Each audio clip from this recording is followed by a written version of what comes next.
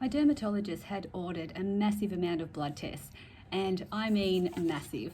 Just this piece of paper has 20 pages of all tests just to see if there was anything that came up on the tests that could contribute to the itching that I've been having on my skin for many, many years. The test showed that there was something seriously wrong with my thyroid. And I mean seriously wrong.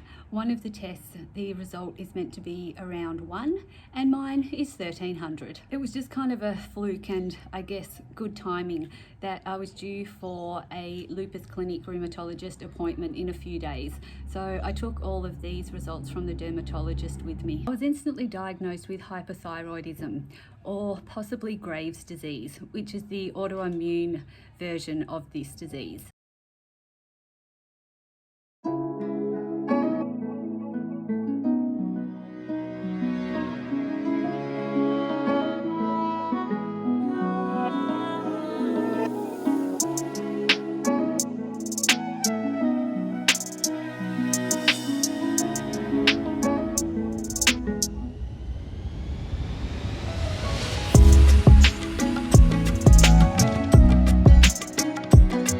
Because this wasn't the rheumatologist's speciality, she had to speak to an endocrinologist to see what she needed to do for me. 2 days later, I received a call from my rheumatologist, and I was told that I needed to take medication immediately.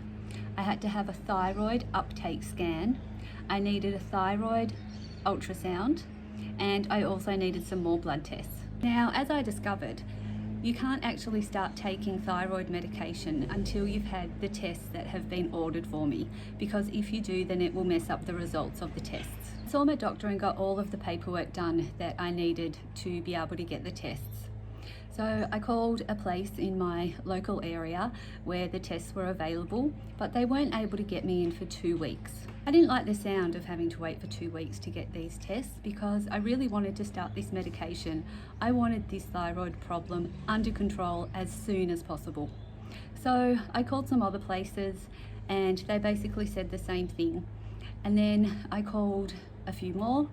And in one of these conversations, I explained to the lady that I was speaking to the importance of why I need to have these tests. And for some reason, she transferred me back to the original place that I had called, the very first one. Anyway, I spoke to the lady and explained to her again what was going on, and she said that she would call me back. Then, about 15 minutes later, she called me back and said that they will squeeze me in within a few hours. I was so pleased. So all of the scans got done, and the very next morning I started the medication for my thyroid. I have an appointment with an endocrinologist at the same hospital that deals with my lupus. That is in about 3 weeks from now. So I guess I'll just keep on taking medication and then see what happens at the appointment.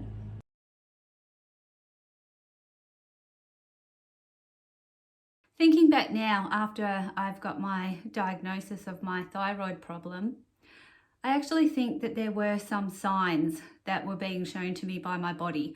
But because I never know what my body is going to do, and because I always seem to think that if there's something new or something's playing up a bit, then it's just one of my other conditions being a little bit painful, then most of the time I generally just try to ignore it and keep on going and see what happens. And unfortunately in this case, I have done that, and it is actually quite serious.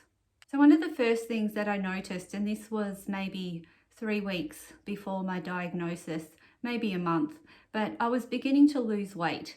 Now for me, that is a big deal because I've spent the last 2 years trying my very hardest to gain some weight because that's what I needed to do. So it really was a bit of a shock and quite confusing to why I was losing weight all of a sudden when I seemed to have more of an appetite and I was definitely more thirsty than usual. Having liquids or drinking throughout the day is quite a challenge for me. So when I noticed that I was more thirsty, I thought that was a bit strange, but I thought, oh well, I'll just keep on going with my day and just drink a little bit more. I also noticed that my hair was falling out a lot more than usual. It did always fall out, and I just thought that that was part and parcel of having lupus, but this was a lot more, and I was starting to notice that there were patches in my hair that really were getting quite thin. And even here I've got my hair which just sort of looks normal, but it doesn't take much to pull it back, and it's sort of receding a little bit, and it's like that on the other side as well. And all at the top, when my hair's down, it really is quite thin. So I guess that really was starting to bother me, but again, I didn't do anything about it. I'd also noticed that when I was driving, my leg was twitching a bit. So when I was driving and my foot's on the accelerator, it seemed to jump on and off the accelerator. It didn't actually fully lift off, but it really was bouncing around. And I really felt that sometimes when I was driving, I was like going like this for the whole drive. And it was just weird, but again, didn't think anything of it. And once that started, I'd also noticed that I was getting a bit shaky in my hands, and I was finding it difficult to be able to do some things. So that was things like hold the kettle steady if I was making a cup of coffee, or trying to walk with a cup of coffee, or sometimes even trying to feed myself. That could be a challenge. I noticed that I was really having to make sure that I was aiming correctly so I didn't spill my food all down myself instead of putting it into my mouth.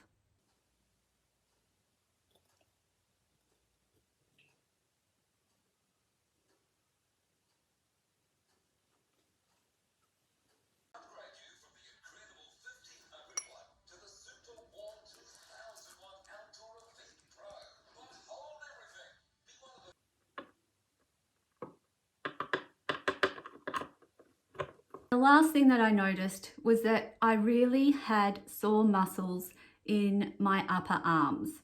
Now, I've never really had soreness in my upper arms, even though I do get it pretty much everywhere else in my body, but this soreness seemed to be at another level. Some days, if I was lying down or if I needed to move positions, I couldn't use my hands or my arms to be able to move my body to where I wanted it to be.